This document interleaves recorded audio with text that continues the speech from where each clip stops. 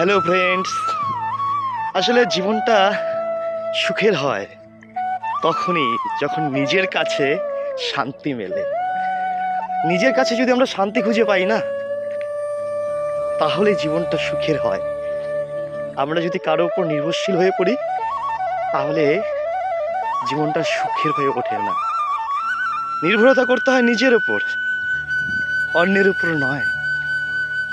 আত্মকেন্দ্রিকতা আমাদের একটা খুব দরকার, কেননা মূল্যবোধ, গুরুত্ব, সম্মান, এই বিষয়গুলো না আমরা শুধু চাই।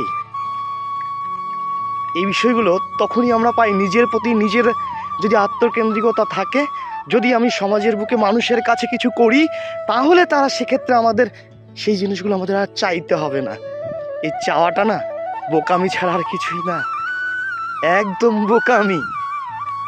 তবে সেটা শিখতেও হয়, কি করে তাকে মূল্যবোধ, কি করে তাকে গুরুত্ব আমি চাইবো কেন, সে অটোমেটিক্যালি দিবে।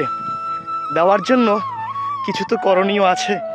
সেই করণীয়গুলো যদি না করা হয়, তাহলে আমরা কোনোভাবেই সেই জায়গাগুলো পেতে পারি না, জীবনটা শান্তিময় বা সুখের করে তুলতে পারি না।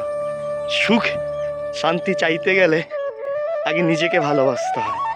যারা নিজেকে ভালোবাসতে পারে না, তারা কোনোদিন সুখ শান্তির সন্ধান খুঁজে পায় না।